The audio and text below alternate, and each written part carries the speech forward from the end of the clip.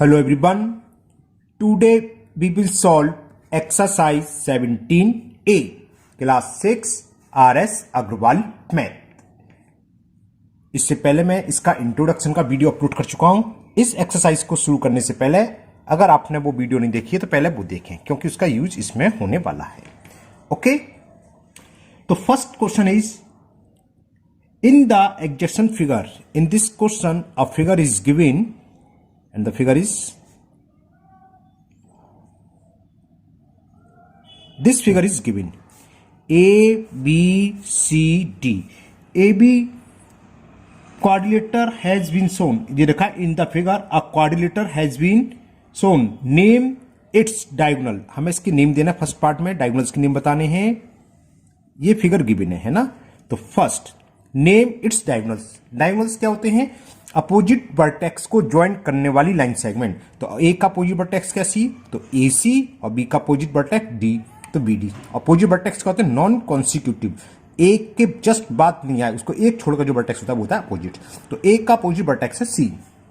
Okay, तो एक diagonals हो गया ए सी और दूसरा हो गया बी डी। तो लिख दोगे आप A C and B D are diagonals.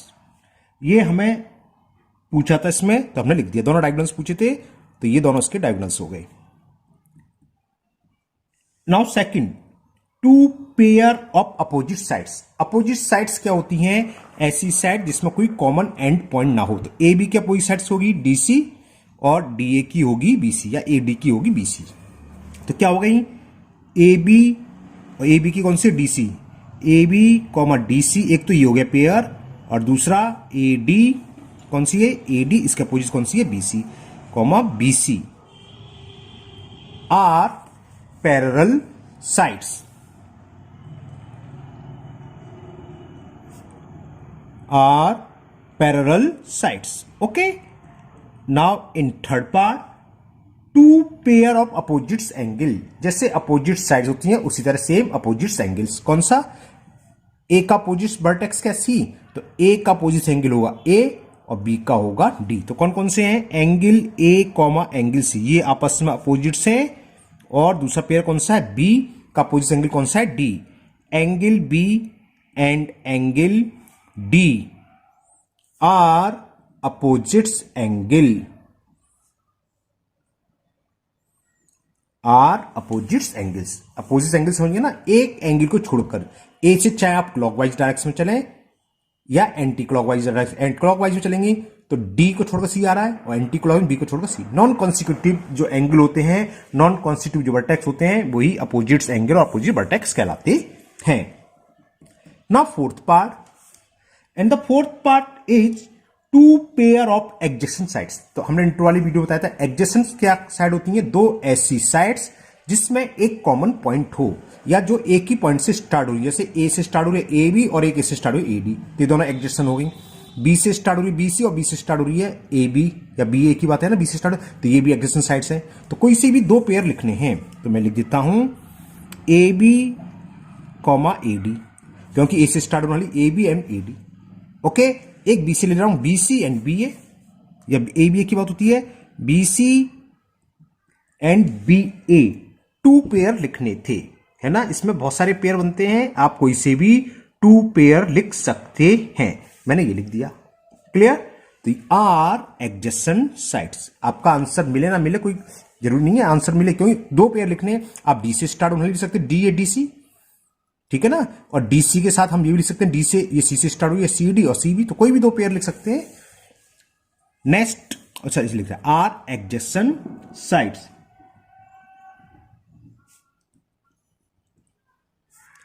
Now fifth part, fifth part में पूछा है two pair of adjacent angle. जैसे एडजेसेंट साइड्स होती हैं ऐसे ही एडजेसेंट एंगल। नॉन कॉन्टिक्यूसिव तो होते हैं अपोजिट, और कॉन्सिक्यूटिव होती हैं एडजेसेंट, मतलब जस्ट बाद जो है। ए के जस्ट बाद कौन सा आ रहा है? बी। ए के जस्ट बाद बी आ रहा है तो बी ए का एडजेसेंट एंगल है, या ए के जस्ट बाद डी भी आ रहा है डी। दूसरे शब्दों में क्या होते हैं, अगर हम एंगल्स बनाएं, चलो मैं यहां समझा देता हूं। जैसे ये एंगल है फिगर के हिसाब से, ये पॉइंट डी था, ये ए बी है ना। अब देखो ये मैंने इसको अलग कर दिया ए बी सी, मतलब क्या बताता हूं, ये डी ए बी और ए बी सी में अलग कर दिया। तो एडजेसेंट एंगल वो होते हैं जिन दो एंगल में एक साइड्स कॉमन हो। देखो ए बी इसमें भी है, ए बी इसमें भी है, तो एंगल ए और एंगल बी एडजेसेंट एंगल हैं। ओके, कौन से? Angle A and angle B.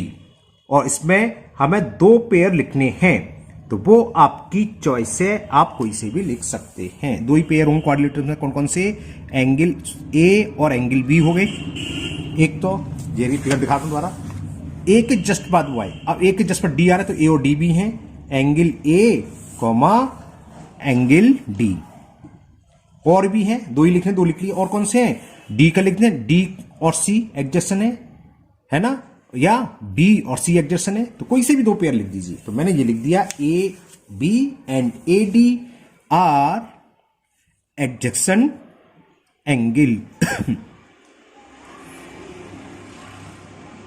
Okay, now question number 2, and the question 2 is draw a parallelogram A B C D in which A B is equal 6.5। हमें इस तरह का पैराग्राम बनाना है, आप बना लीजिए पहले, जिसमें एंगल बी दे रखा है 70।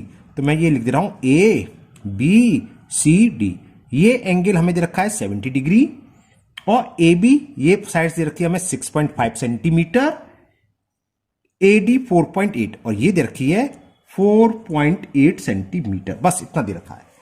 और क्या दे रखा है? Draw a पैराग्राम। पैराग्राम क्या था? क्वाड्रिलेटर। और क्वाड्रिलेटर को ड्रॉ करने के लिए हमें 5 करस्पॉन्डेंस पार्ट्स मालूम होना चाहिए।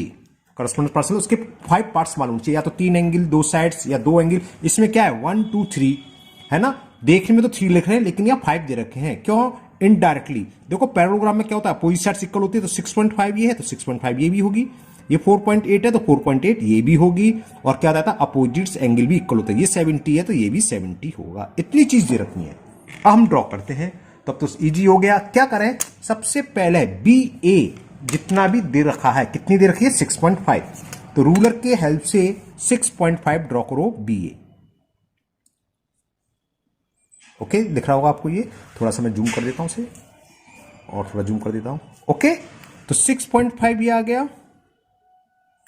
और 0 से स्टार्ट करेंगे। ओफो, और 6.5 तक आ गई। ओके, तो ये तो हो गई, क्या नाम दिया था हमने? बी ए, बी और ए या ए बी, ये हो गई 6.5 सेंटीमीटर। अब हम क्या करेंगे? बी पॉइंट से 70 डिग्री बनाते हुए एक लाइन सेगमेंट ड्रॉ करोगे, और 70 डिग्री हम प्रोट्रैक्टर की हेल्प से ड्रॉ करेंगे। तो ये प्रोट्रैक्टर है, इस पॉइंट को हम वर्टेक्स पर रखते हैं, बी पर रखा, और ये कहलाती है बेस लाइन जो होती है प्रोट्रैक्टर की। लाइन के ऊपर नीचे ए बी थी ना, लाइन के ऊपर लाइन। ओके, अब 70 ढूंढो कहां है? ये मिल गया। हम किधर से ले? लेफ्ट हैंड है, तो इनर इसके लिए जो होगा, जो इनर साइड में बनना है ना, 0 1 2 70 हमें ही मिल गया, तो सामने ऊपर ये 70 आ गया। ओके, इसको ज्वाइन कर दो, बी को इससे ज्वाइन करती हुई लाइन ड्रॉ कर लो, इसको कुछ नाम दे दो, बी एक्स हमने दे दिया, बी एक्स नेम हो गया इसका, बी एक्स। ओके, अगर इसमें कंस्ट्रक्शन कहा नहीं है मैं लिख देता हूं, चलिए छोटा छोटा जो हमें करना है या जो हम करते जाते हैं वो लिखते जाओ। स्टेप फर्स्ट क्या करा था? ड्रॉ बी ए 6.5 सेंटीमीटर, तो लिख दो draw A B is equal 6.5 centimetre. फिर हमने क्या करा? स्टेप सेकंड में बी से ये एंगल कितना बनाया था? अब मैं लिख देता हूं बॉल पेन से, 70 डिग्री बनाया था, तो बी एक्स ड्रॉ करी, तो लिखोगे from B draw B X क्या करती हुई? Making 60 degree, sorry 70 degree, making 70 degree with किसके साथ बना रही है? लाइन सेगमेंट बी ए के साथ, विद बी ए। इतना ही तो काम करा अभी हमने। अब ये साइड्स कौन सी है? बी सी। बी सी कितनी होगी? 4.8, क्योंकि ए डी 4.8 है, अपोजिट साइड्स इक्वल होती हैं, तो हम बी से 4.8 सेंटीमीटर का आर्क लगाएंगे। तो अब कंपास में हमें कितना लेना है? जो दे रखी है 4.8, तो 4.8 ये 5 है, 5 से पहले 9 हो गया 4.9 और ये हो गया 4.8 है ना, दिख रहा है 4.8 डिस्टेंस लेंगे कंपास में। इसे भी मैं कम कर लूंगा, ले लूंगा मेजर का, थोड़ा और कम होगा, हाँ ये थोड़ा सा और कम, ये हो गया, अभी थोड़ा ज़्यादा है, हल्का सा चुटकी भर कम, ये कुछ ज़्यादा कम हो गया होगा, 0 पर रखी, अरे 4.8 तो 5 से ज़्यादा जा रहा है भाई, 4.5 से कम हो गया क्या भाई, नई नई कंपास है तो टाइट कर रही है थोड़ी, ओके करते हैं इसे सेट। तो ये 4.8 हमने डिस्टेंस ले ली, कंपास में 4.8 आ गई। अब बी से आर्क लगाओगे 4.8 सेंटीमीटर का, ये थोड़ा आप करोगे ध्यान रखना, क्वेश्चन नंबर 2 लिखा है ना, यहां जा रहा है, ये पॉइंट होगा, ये क्या है सी, तो इस पॉइंट को नाम दे दिया हमने सी। अब देखो बहुत सरल था स्टेप, हमने क्या कहा था, बी से 4.8 सेंटीमीटर का आर्क लगाया था, वही लिख दो स्टेप थर्ड में, स्टेप थर्ड में दिखाता हूं, ये लिखेंगे from B draw an arc of 4.8 centimetre. इसने क्या करा, बी एक्स को सी पॉइंट पर इंटरसेक्ट करा, ये बी एक्स था और ये पॉइंट आ गया C, which intersect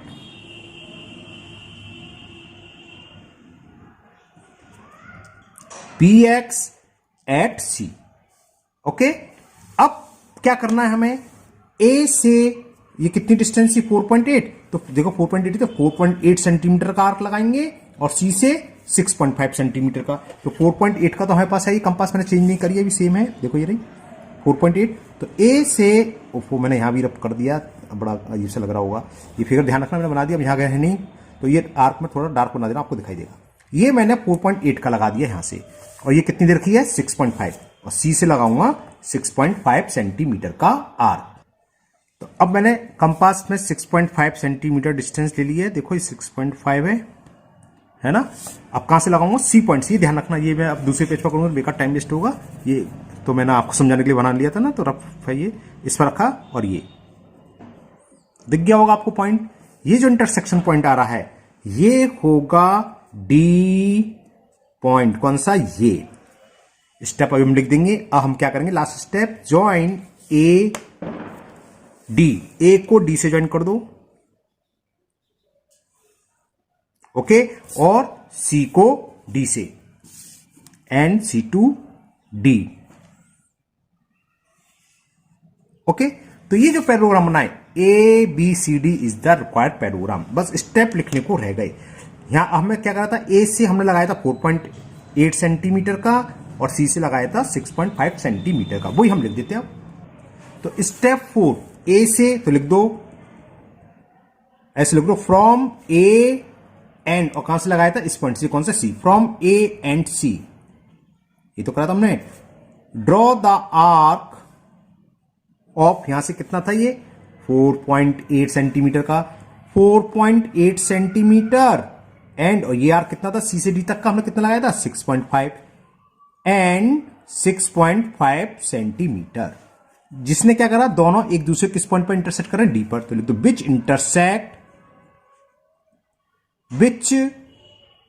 intersect each other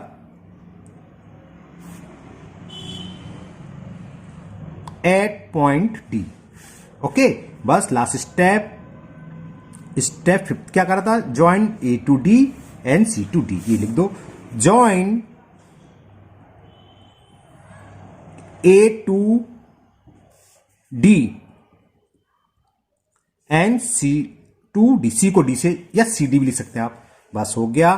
तो A B C D is are required, D है ये, पैराग्राम, ओके। तो ये था question number 2। Now next question number 3, and the question 3 is, two sides of a parallelogram are in the ratio 4:3। तो ratio between क्या दे रखा वो लिख लो, ratio between the sides of a parallelogram को शॉर्ट में से लिख देता बताया था, और यह हमें दे रखा है 4:3। तो पैरेललोग्राम क्या होता है, ये मैंने रफ फिगर बना दी। तो एक लेंथ एक विड्थ, तो लेंथ लंबे मान लेते हैं हम, तो ये लेंथ है विड्थ, तो इनका रेशो दे रखा है। तो हम क्या मानेंगे, हमने बताया था कई बार जब कभी भी रेशो दे रखा हो तो क्या करते हैं, एक वेरिएबल लगा दो same, length 4x width 3x, length 4k तो विड्थ 3k। अगर यहां k लगाओगे तो इसके साथ भी k लेंगे, x लोगे तो इसके साथ भी x, है ना। तो लिख देते हैं let length and breadth are, length पहली वाली है 4x, क्या है जो पेरीमीटर दे रखा हो सेंटीमीटर या मीटर में, वो देखता हूं किसमें दे रखा है, पेरीमीटर दे रखा है 56 सेंटीमीटर, तो 4x centimetre and 3x centimetre respectively. हमने मान लिया लेंथ ये है, ब्रेथ। पेरीमीटर क्या होता है, चारों साइड्स का सम, लेंथ दोबारा रेक्टेंगल की तरह एल बी यानी कि 2l+v, है ना, समझ में आ गया। तो अकॉर्डिंग टू क्वेश्चन हमें इसका पेरीमीटर दे रखा है, और पेरीमीटर क्या है 2 length plus breadth equal perimeter, और इट इज गिवन 56। ओके, तो 2 तो नीचे आ जाएगा, 4x प्लस 3x कितना हो गया 7x इज इक्वल 56 अपॉन 2। 2 से 56 28 बार कैंसिल, और 7 अपॉन में आएगा, तो इससे क्या हुआ, x की वैल्यू आ गई 28 अपॉन 7, 7 बन जा 7 4 जा, तो x की वैल्यू आ गई 4। ओके, जब x निकला आया तो पूछा है find the length of its side. Sides की लेंथ फाइंड करनी है, यानी कि दोनों साइड्स निकालनी है। लेंथ से मतलब वो नहीं है, साइड्स की लेंथ कितनी लंबी साइड से, इसका मतलब ये है। तो लेंथ कितनी हो गई साइड्स की, एक तो है 4x, तो 4 × 4, तो लिख दो। तो साइड्स आर क्या होगी, एक तो 4x, 4 × x वैल्यू 4, एक तो हो गई 16 सेंटीमीटर, एंड दूसरी कितनी थी, दूसरी मानी थी हमने 3x, x की वैल्यू 4 पुट कर दो, एंड 3 × x तो कितना हो गया 12 सेंटीमीटर। तो ये पैरेललोग्राम की साइड्स हो गई, एक 16 और एक 12 सेंटीमीटर। Now question number 4। इन क्वेश्चन नंबर 4 इसमें कुछ क्लू दे रखा है, कुछ स्टेटमेंट है, उसको देखकर हमें बताना है कि ये जो क्वाड्रिलेटरल है किस टाइप का क्वाड्रिलेटरल है। क्वेश्चन है name each of the following parallelogram. Parallelogram दे रखे हैं, तो पैरेललोग्राम दे रखा है, तो एक बात क्लियर हो गई कि अपोजिट साइड्स इक्वल हैं, जो कि रेक्टेंगल में होती हैं, है ना, पता है ना, क्योंकि पैरेललोग्राम के अपोजिट साइड्स इक्वल और अपोजिट एंगल इक्वल। इतना ही गेन देने से कि क्वाड्रिलेटर क्या है पैरेललोग्राम, तो ये बात क्लियर हो जाती है कि अपोजिट साइड्स इक्वल है। अब पढ़ते हैं first part. The diagonals are equal and adjacent angle are unequal. एक ऐसा पैरेललोग्राम जिसके डायगोनल्स इक्वल हो। डायगोनल्स इक्वल जब हमने वीडियो बनाई थी इंट्रोडक्शन वाली, है ना, वो आप देखना इसलिए से, तो हमने उसमें क्लियर बताया था कि डायगोनल्स इक्वल सिर्फ दो ही फिगर में होते हैं क्वाड्रिलेटर में, रेक्टेंगल या फिर स्क्वायर। स्क्वायर में क्या होता है, चारों साइड्स इक्वल होती हैं और एडजेसेंट साइड भी इक्वल होंगी। अब इसमें क्या कह रहा है, एडजेसेंट साइड्स आर अनइक्वल, और किसमें इक्वल होता है, रेक्टेंगल में डायगोनल्स या तो स्क्वायर में होगा या रेक्टेंगल में। तो इसका मतलब पहले का आंसर या तो स्क्वायर होगा या रेक्टेंगल। अब यहां कह रहा है एडजेसेंट साइड्स आर अनइक्वल, लगातार वाली जो साइड्स है वो अनइक्वल है। स्क्वायर में तो इक्वल होती है, तो बच्चा क्या, रेक्टेंगल। तो आंसर हो गया इट इज अ रेक्टेंगल। जो ये कह रहा है वो किसका है, रेक्टेंगल है। तो पैरेललोग्राम इज अ रेक्टेंगल, ऐसे लिख लेना, या खाली आप रेक्टेंगल भी लिख सकते हो। Second, the diagonals are equal. Diagonals equal इन दो में ही होते हैं, बताया था। अब आगे पढ़ते हैं। And adjacent sides are equal, और एडजेसेंट साइड इक्वल हो तो चारों साइड्स इक्वल होगी, स्क्वायर हो गया। तो ऐसे लिख देना, parallelogram is a square. Parallelogram is a square, ऊपर भी ऐसे लिख देना, parallelogram is a rectangle. Now third part. Third part में हमें गिवन है the diagonals are unequal and adjacent sides equal. उस वीडियो में इंट्रो वाले वीडियो में हम चार तरीके बताए थे, रेक्टेंगल, स्क्वायर और दो बताए थे, एक पैराग्राम और रोम्बस। हमने ये भी बताया था कि रोम्बस क्या होता है, ये भी बताया कि चारों ये फिगर पैराग्राम होती हैं, एक रोम्बस है और एक पैराग्राम। इनके डायगोनल्स अनइक्वल होते हैं, यानी कि दोनों डायगोनल्स अलग अलग होते हैं। अगर ये 5 है तो ये 5 नहीं होगा, कुछ और होगा, कुछ भी हो। अगर ये 7 है तो ये 7 नहीं होगा, कुछ भी हो। 8 हो 9 हो, वो कुछ भी हो सकता है, इक्वल नहीं होता। इक्वल सिर्फ दो में होते हैं, स्क्वायर एंड रेक्टेंगल में। इसके बेस पे दोनों क्वेश्चन आ चुके। अब कह रहा है एक पैराग्राम बताना है, name each of the following parallelogram the diagonals are unequal. तो ये क्लियर होगा, इन दोनों में से एक आंसर होगा, या तो रोम्बस या पैराग्राम। अब आगे पढ़ते हैं, and adjacent sides are equal. तो रोम्बस में क्या होती है, चारों साइड्स इक्वल होती है, तो एडजेसेंट साइड इक्वल हुई। तो ये किसके लिए क्लू हो गया, रोम्बस के लिए। अगर कहता है एडजेसेंट साइड्स आर अनइक्वल तो होता पैरेललोग्राम। तो आंसर क्या हो गया, चलो नीचे लिख रहा हूं, पैरेललोग्राम इज अ स्क्वायर। मैं कह रहा ए लिखना भूल गया, पैरेललोग्राम, अभी भी गलती क्या है पैरेललोग्राम या given parallelogram is a rhombus. 20 minute की वीडियो हो चुकी है, तो बाकी के 4 क्वेश्चन रह गए, 5, 6, 7 नेक्स्ट वीडियो में करेंगे, क्योंकि स्टूडेंट्स ने मुझसे बोला है सर छोटी वीडियो बनाया करो, बड़ी वीडियो में दिक्कत आती है। कुछ जगह क्या होता है ना, गांव में दिक्कत आ जाती है, नेट की प्रॉब्लम होती है, कभी कभी आते हैं तो वो अपलोड भी कर सकते हैं, डाउनलोड कर लें। तो सर बोला है मुझसे कई लोगों ने कि सर आप 20-15 मिनट की ही वीडियो बनाया करो। तो इस वीडियो को हम ही स्टॉप करते हैं। अगर आप लोग पहली बार चैनल पर आए हों तो चैनल को सब्सक्राइब करना भूलें, साथ ही साथ बेल आइकन को जरूर पुश कर लें, जिससे इसके आगे का पार्ट का वीडियो में जब भी अपलोड करूंगा वो आपका मिस नहीं होगा, उसका नोटिफिकेशन आपको मिल जाएगा। और इस वीडियो को अपने दोस्तों को भी शेयर करें, जिससे वो भी इस वीडियो का लाभ उठा सकें। फिर मिलते हैं नेक्स्ट वीडियो में। Thank you, have a nice day.